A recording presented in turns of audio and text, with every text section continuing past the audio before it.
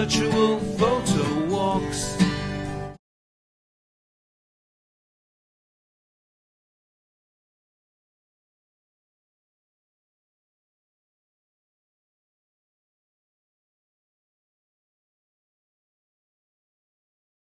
That little cluster of boats.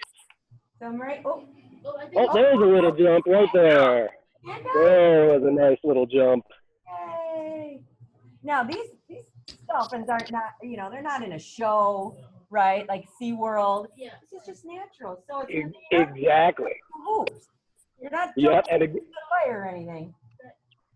Nobody. And again, these guys are one of the only two ones that'll do that without training. You know, we've trained a lot of dolphins. And if you guys are familiar with Flipper, Flipper is a bottlenose dolphin, which is quite a bit larger than these guys. These little spinner dolphins, for dolphins, are pretty sleek, slim, and small. Sleek, slim, and small, guys. Oh, there's a nice jump there.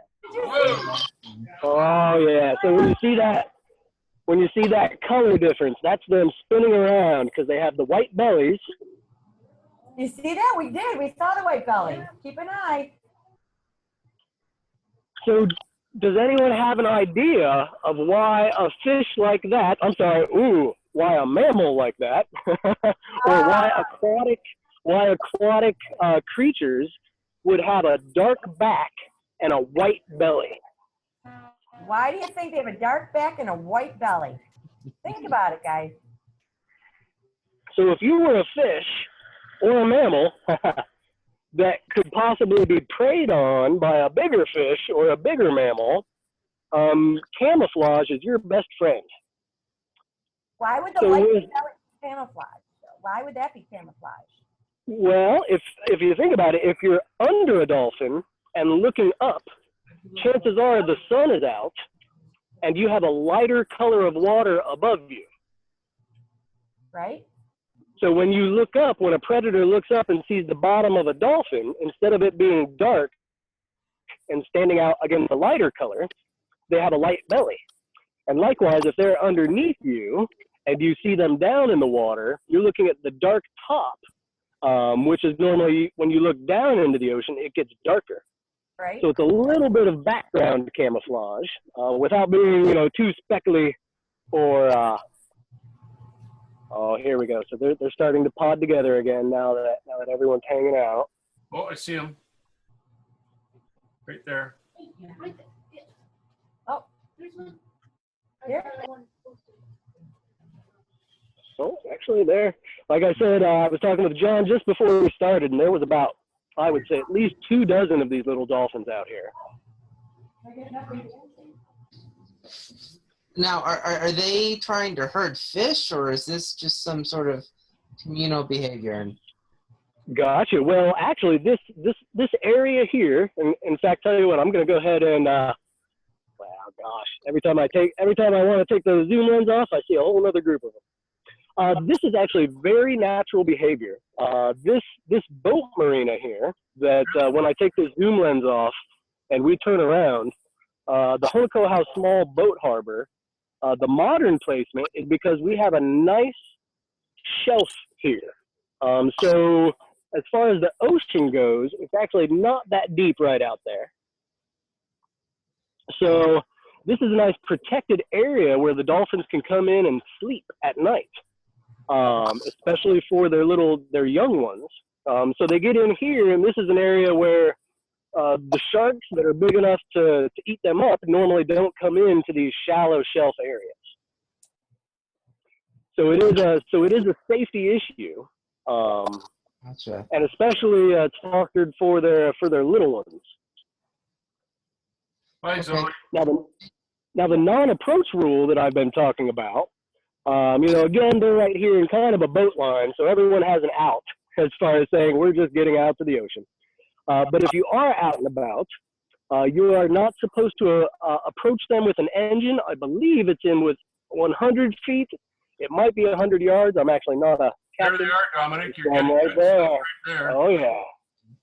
Why do you think you can't approach them with your engine, with your boat? Because Look at them playing. You're right on it. Look at that. Just keep an eye out. These guys are beautiful.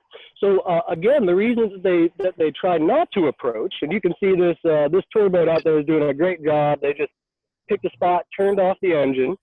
Now, if the dolphins want to come and say hey to you, that's perfectly fine.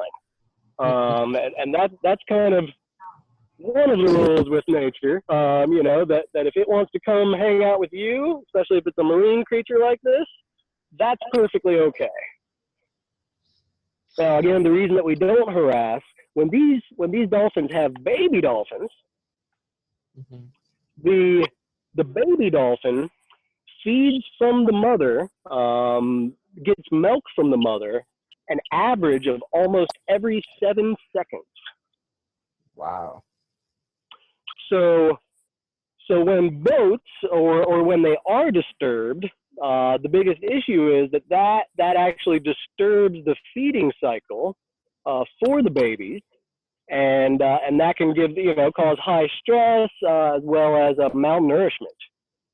So everyone here, all the captains here are very well versed in marine knowledge and are very respectful here. Fantastic. And everyone kind of keeps an eye out for people that aren't paying attention to the rules. And a couple just behind this boat here. We got a couple of newbies in here today, Joshua and Zoe. Don't hold that against them, but Joshua, Zoe, good morning. Get to see Hawaii for their first photo. There's one, boom! Yeah. And another. All right, we're done. Goodbye. We're going to Costanza out. Everyone have a good day. That was 3 in a row. Did you get that? Yes. Beautiful. All right. Well, look. Oh, yes. My gosh. This is a special treat. You know, I love doing photo walks with you guys because for some reason you make the weather happen. You bring the animals out. It's always a great trip. I'm just excited. Always a great. Thanks. Looking at some of the ancient ruins here at the Honokohau Park. Wow. Zoe, what So do you these think of walls this? here, this was, among other areas of the island, this spot was used by the royal family of King Kamehameha. And King Kamehameha was the uniter of the Hawaiian Islands. He was the first king because each of the islands was its own little nation, if you want to think of it like that. And King Kamehameha, through, well, let's just say a variety of means, was able to unite the islands, and that was about 70 years before Westerners showed up. Again, I'm gonna lift you up a little bit. Save some of this for your own records if you want. The kids and young adults, I'm sorry, in Buffalo do this all the time, and they put together photo projects of the virtual photo walks. It's kind of cool. So, and if anyone out there sees something that they want me to frame up for them, so they can take a specific screenshot, you know, just yell in my ear or talk to someone there, and they'll get a message to me, and we'll try to set the camera up for your screenshot pleasure. Thanks. Oh, So, no. how do we pronounce this? Is it Kale? Would you pronounce the national park for us again?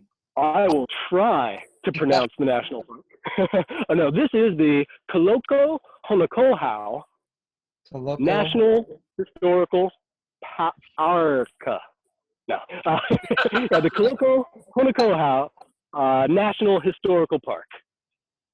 Now that's the area, and I'll give you a little bit. The Honokohau is the harbor name, as well as the bay name, and Koloko refers to the fish ponds that we will probably make it to at the end of this walk. Wow.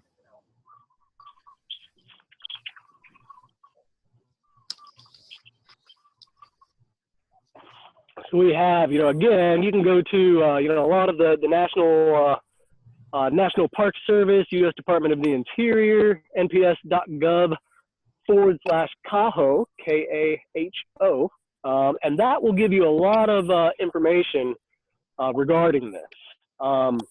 This area here really gives us evidence of 1,000 years of society that lived here. The story goes and the history goes that there were, I believe it was Fijians or Polynesians that showed up in boats about 2,000 years ago and established the island. Now these fish ponds that we are about to go to, the Koloko fish ponds, they are a function of the tide, or rather, they use the tide to catch fish. So this area that we're getting ready to walk down to, this nice little beach area, we can see some. Once we get out there and get planted, you can see some rectangles and some areas that were built up. And when the tide is high, which it seems like the tide, yeah, it looks like tide is up. I'm not sure if it's full or not, but because I forgot to look this morning because I'm bad. But if we can see this little rectangle out there, and as we go along the beach, you'll be able to see, kind of the right angles and how intentionally this is formed. But what this is for, so when the tide comes in and the fish are everywhere, and then the tide goes out and some fish are stuck in these ponds. And that makes it pretty darn easy for everyone to catch fish, or at least a long time ago, at least for the royal family members to catch fish. We've gone into the kapu system here before, and kapu nowadays, its basic definition is forbidden. Kapu is forbidden. So in fact, we will, as we approach these ruins over here, we'll actually see some kapu signs. Well, that's because part and parcel with this being royal land, royal ancestor land, as well as just in general important to the Hawaiian culture. There are a lot of places out here that we really treat with respect. Your bandwidth's excellent, Dominic. Again, this is the site for. This is where the kahunas. Let's see, all right, that looks like a footpath. So we'll cross over. So some of you guys know, by trade, I'm a stonemason. So I've broken a lot of rocks and put up a lot of walls. And you might look at this wall, and it's kind of tough to see the. Look at that. Look at how they're stacked. It's like a puzzle. Now you might look at this and say, well, this is standing up great. This is probably built by the Parks Department, or something like that. But actually, this wall here. Hello, everyone. Finally getting in front of the camera. This wall here is thousands of years old.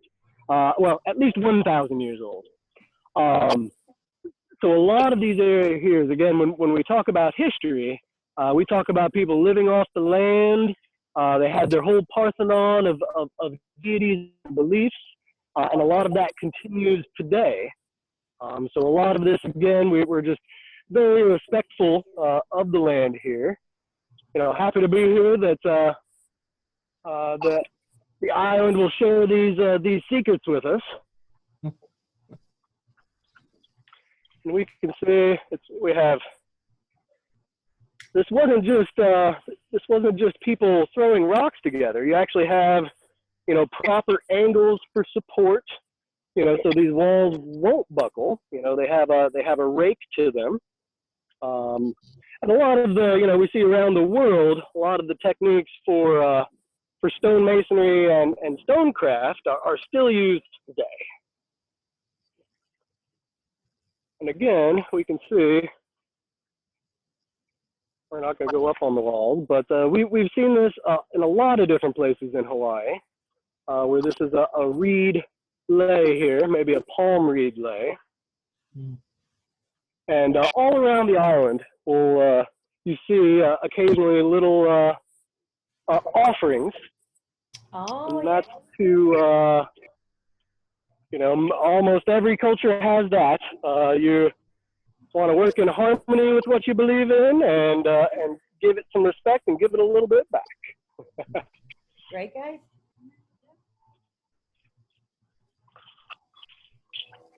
So beautiful. And now we are going to, we have beach crabs. We have beach crabs and soft-shelled crabs and black crabs and reef crabs, all of this stuff. We see this is a little one, and they probably won't even let us get within 15 feet of them. They scurry away. But you can see this little guy has kind of pushed a little bit of sand out. And you get an idea of maybe how big that one is. Yeah. Now we're gonna keep in mind. So I could probably stick my thumb down in that little hole there. Ew, don't do it. Just it. Oh no, I won't do it. I won't do that. But then, You need to then let's look at this one. Oh, look at that one, guys. Well, you put your whole life in that. Yeah, look at that. Wow. Yeah, let's get the boiling pot going. Get go. I forgot my clam diggers today. Yeah. You better find a good piece of sand and write the Aspire name in there. Yeah, that would be great. There we go. You know, once we get over to the, trying to think where, you know, again, in this area, I'm going to pop down to a more public area of the beach there, and we will do that. Oh, that'd be great. John, could you take a picture for us? Yep. Because I don't have anything set up right now. Okay. Oh, I would love it. Aspire Tech Tonawanda. Oh, that's going to need a lot of beach. How much time do we have? How much battery power do we have? I think you're going to have to charge extra for that. All right, whatever. What are the initials? I don't know. It's asking a little too much, isn't it? It's getting there. It is getting there. Well, you finally say so. We have a new service though. I phoned someone to wake them up today. Oh, okay. I won't disclose the identity to protect. That's not a bad deal. A wake up call. To protect. You don't even want to be here. So we are looking at two turtles that are, gosh, maybe 20 feet out, which is about the approach line. They're bobbing up. And again, when we've gone turtle spotting before, what we're looking for are just the crests of the back of the shell. You hear that, guys? So keep an eye out. Actually, we have three. There's one just right here. There he is, right there. Yeah. Oh, I don't see him. Yeah. Oh. Now turtles hold their breath That's where you see it. for a good long time. Oh, maybe I didn't. So the easiest way to tell if there are turtles anywhere is to kind of keep your eye on the water horizon and look for their little heads when they take a breath. To break the horizon line? I see. Exactly. So it's there. Oh, you know what? Here we go. Nope. So how's the water? Is it warm? Is it cold? I mean. Oh, I think. Oh, the water right now is wonderfully warm. Turtle alert. So you guys see what we have right here. Look at that big guy. Awesome. Yay! Oh, that's bigger than I thought. Wow. I was That's looking for little things. Holy, that's like a coffee table. It is. And in fact, if you take a look, we have three of them here. Now, you guys think that these are big hunters. There's another one right there. Yeah, they're like One, giant. See the other one? two, Yeah. three over there. And we'll see if they stick their head out. Wow. Now, you guys are saying that these are big, and they are big, but I can tell you right now, these are probably females or juveniles. Oh. So now, if you are out snorkeling, Really? out in the deeper water, sometimes you can look down, and at the bottom of the ocean, in little pockets in the reef, oh, no turtle kiss. Oh, there you go. There you Oh, you're so close. Yeah. yeah, we're just posting and letting them. This is so Oh, cool. that's so cool, guys. Yeah. But yeah, when you look down and spot one of the old adult males Yeah. that sits down, oh my goodness, those guys are about as big as 2 of these turtles. Oh, really? Wow. They are something else. Will they just swim right next to you, or what? Oh, they will. You know, I've had them. You know, again, my rule with wildlife is if it wants to come up to you, that sounds perfectly fine. You guys can. Like I'll show you, we have some keiki, some kids setting up over here. This anciently, again, used to be a nice fishing area, but now is also considered a keiki spot, where a keiki is a kid. And this is a spot where you can come and the kids can be safe, even if it is a high surf area. Oh, We're gonna look at another couple of these crabs here. oh, look at all the holes you That got. crab hole is about the size of a softball right there. Yeah. These crabs won't let you get anywhere near them. You get about 15 feet away from them, and they scurry back into their stuff. They don't want to be dinner. I can see a couple little ones. And these guys, they'll sit here, and what happens is all these little goodies from the ocean get washed up, and so that they can just kind of stand there and eat what we want. Yeah. These crabs won't let you get anywhere near them. You get about 15 feet away from them, and they scurry back into their stuff. They don't want to be dinner. I can see a couple little ones. And these guys, they'll sit here, and what happens is all these little goodies from the ocean get washed up, and so that they can just kind of stand there and eat what we want. That would That would be have better a, hunting. Just stand there and wait for it to come to you. That's the way I would hunt. And then wait for it to happen. Exactly. Oh, is that another? So again, as you guys, there's another one right there. In fact, we just passed Oh, there's another 3 or 4 of them. Yeah. Wow. We've never had so many. I know. Yeah, and I'll say we have a little baby one. I say baby because it's probably only got an 18-inch shell.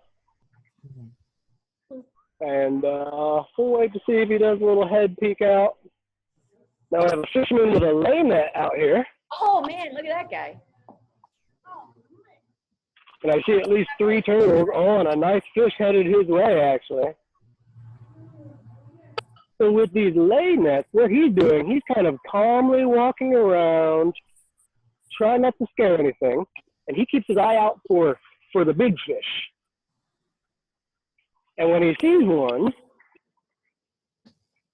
we'll see if we can get a view of this net cast out here. How big are the fish that shallow? They can't be that big. Oh, you would be surprised. Oh, really? Even in the shower, I mean, I'm looking, like right here, we've got a school of fish. I'd say there's thinner ones, but on average, those are going to be 8 to 10 inches. 10 inches? And that's a school of little silvers. That big? You know, I don't know exactly what kind of fish he's going for, but right off the shore, we have huge, parrotfish, fish that are 2 feet big, easy. A couple more turtles right here. Wow. A little shell just peeking out of the water a little bit. Right there. About that in a foot of water. Oh, no. But again, we're going to go back to the lady net here. That's it. What was it? One of those pools that they set up for kids to go? Where was it? Gosh, that's amazing. Again, this lay net fishing. You know, this is a ancient style net fishing, has been around for thousands of years. Do you like this spot for a little name writing? Oh, I think it's a great spot. He's gonna write a spire in the sand, guys. Would that be cool? All right.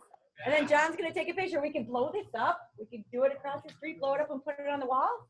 Yeah. Wouldn't that be cool? Yeah, I think it'd be great. All right.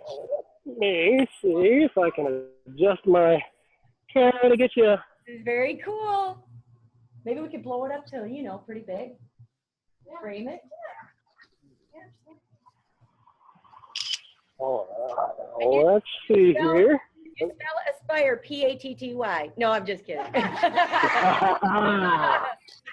Like that.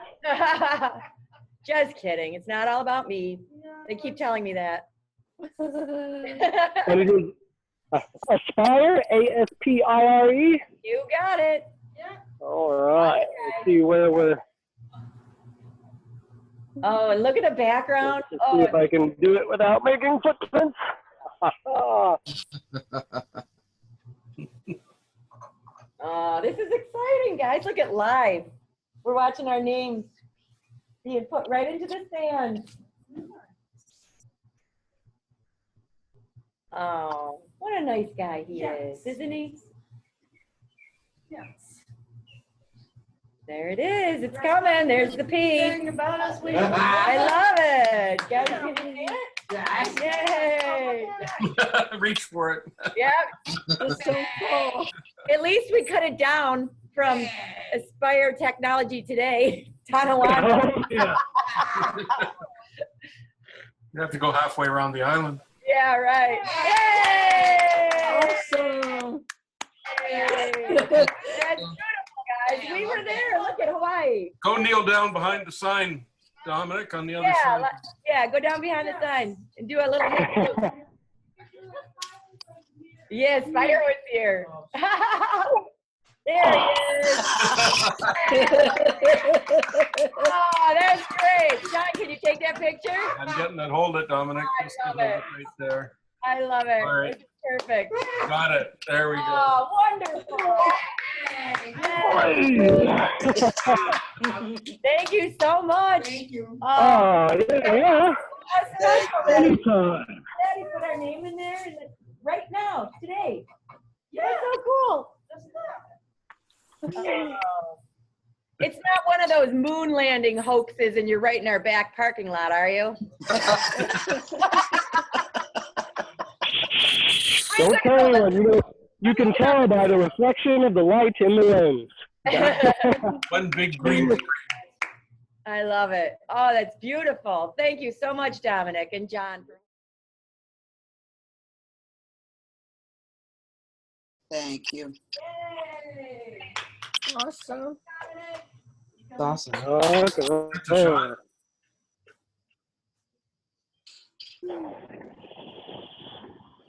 Ooh. Ooh, it's a hard one. Hey, take that off there. Flip it down. Hey. Thank you, everyone, for joining us today. Thank you. Guys, do All the this. new people, we hope to see you again. And again, I'm Dominic Phillips, and this has been another virtual photo walk. We've been joining you from the Kona side of the Big Island of Hawaii. So everyone have a good rest of your day. Aloha. Aloha. Bye. Aloha. Thanks, John. Rock on. Thank you guys so much again. Turtles. Mahalo. Aloha. Have a good one, everybody. You too. Thank you so much. Thank you so much.